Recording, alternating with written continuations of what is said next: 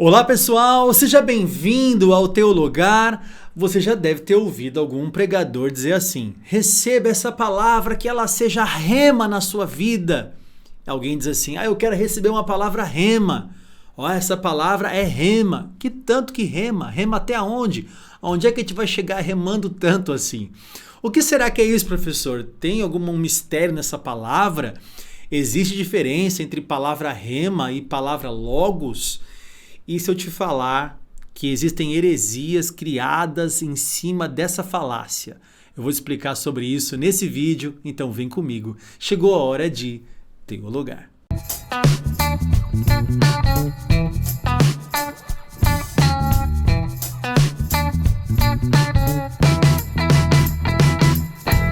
Muito bem, pessoal, seja bem-vindo a mais um vídeo aqui no Teu Lugar. Se você ainda não é inscrito, no canal, se inscreva e deixa um like pra gente. Se você gosta aqui do nosso conteúdo, porque o que produzimos para você é para você crescer, para te capacitar, para te ensinar um pouquinho mais da Bíblia Sagrada. Professor, que história é essa de rema, logos? Nunca ouvi falar sobre isso, ou já ouvi e não sei se está certo. Dá para você me explicar, segundo a Bíblia, o que significa isso? Bom, vamos lá. Esses dois termos, pessoal, rema e logos, são termos gregos que se traduzem no português também como palavra. Há outras traduções para essa palavra, para esse termo, né? Mas se traduz para nós como palavra. Então, logos se traduz como palavra, rema se traduz para o português como palavra, mas são dois termos gregos. Alguém, em algum lugar, em algum momento, não se sabe quando, decidiu fazer uma distinção entre palavra rema e palavra logos, que esses dois termos teriam então significados diferentes. Então, para essas pessoas, em algum lugar, em algum momento, eles trouxeram a ideia do seguinte: rema é a palavra viva, é a palavra direcionada, é a palavra falada, enquanto logos é a palavra escrita. Rema é aquela palavra criadora que tem poder de gerar milagres, né? Quem fala essa heresia é o pessoal da confissão positiva. O que é a confissão positiva? Você vai confessando, você vai declarando, você vai usando a sua boca. Olha, na sua boca tem poder, porque na língua está o poder da vida e da morte. E quem bem utiliza a língua come do seu fruto, né? Então, está lá em Provérbios. Mas está dizendo para usar a língua com sabedoria. Quem não usa a Bíblia com sabedoria se dá mal. É por isso que na língua há o poder da vida e da morte. Não quer dizer que há um poder místico na língua. Que se você falar, o negócio vai acontecer. Continua falando, que isso vai acontecer. É a confissão positiva. A confissão positiva é totalmente contra a confissão negativa. Por exemplo, você não pode dizer assim, essa minha dor no braço, ou essa minha dor de cabeça. Não fala isso, porque não é sua. É de Satanás. Não tome posse cuidado, hein, irmão? Não tome posse dessa enfermidade, porque ela não é sua. Ora, se não é minha, é de quem? Você chega no médico e fala assim, essa minha dor de cabeça não tá me deixando quieto, preciso tomar um remédio. É minha, né? Aliás, Paulo fala aos Gálatas, esta minha enfermidade. Eu acho que Paulo não era adepto da confissão positiva, faltava fé para Paulo. Será que é isso, pessoal? Então, não existe esse negócio de, não pode falar câncer, porque câncer você atrai, bate na boca, né? Isso aí é coisa mística.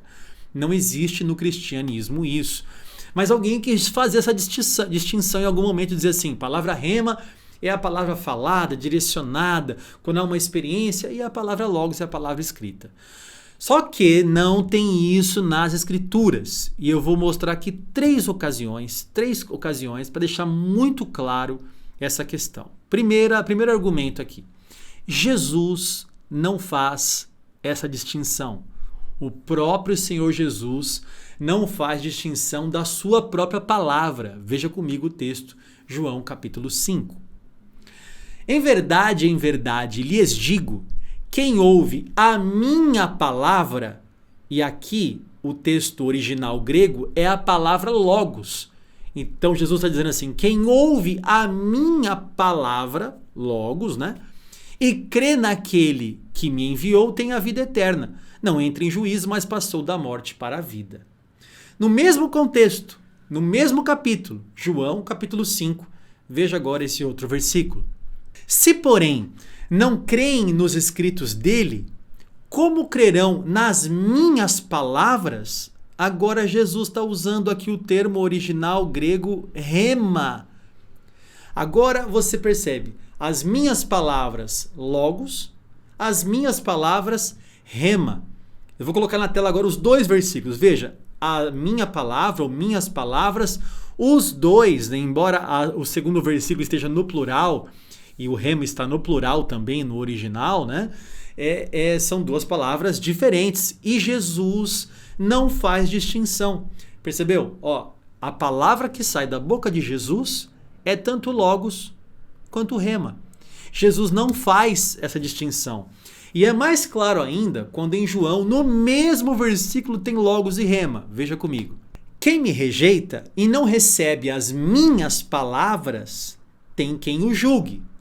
A própria palavra que falei, essa o julgará no último dia. Você percebeu? Eu deixei aí para você ver que a primeira vez ele usou rema e depois ele usou logos.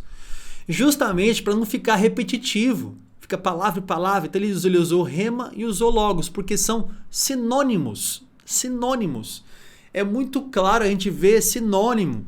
É a mesma coisa que eu falar para você assim, é imenso e é enorme. Não, porque imenso tem uma conotação, mas enorme tem outra. Não tem. Imenso e enorme são sinônimos. Agora, não só Jesus não faz essa distinção de rema e logos, como os escritores bíblicos diferentes, falando do mesmo texto, usam as duas palavras, as palavras diferentes. Pedro nega Jesus, né? E o galo canta, aquela passagem que você já conhece. Jesus olha para ele e Pedro se lembra das palavras de Jesus. Jesus falou assim, você vai me negar. Você vai me negar. E ele lembrou dessas palavras. Então, Lucas vai contar sobre isso. Veja como é que Lucas conta. Então, o Senhor voltou-se e fixou os olhos em Pedro. E Pedro se lembrou da palavra. E aí Lucas usa logos quando vai descrever isso. Se lembrou da palavra do Senhor. Como lhe tinha dito, hoje, antes que o galo cante, você me negará 3 vezes. Agora, Marcos, quando vai relatar esse mesmo texto, essa mesma situação que Lucas usa logos, veja o que Marcos vai usar.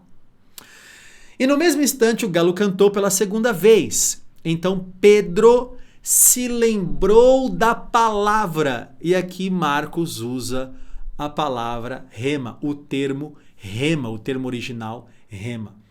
Vou colocar de novo os dois textos na tela para você ver agora. Então, o texto de Lucas está, se lembrou da palavra, e é usado logos. O texto de Marcos está, se lembrou da palavra, e é usado rema. Veja, os escritores bíblicos não fazem distinção entre logos e rema.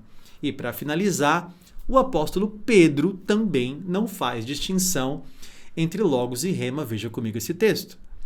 Porque vocês foram regenerados não de semente corruptível, mas de semente incorruptível, mediante a logos de Deus, palavra de Deus, a qual vive e é permanente.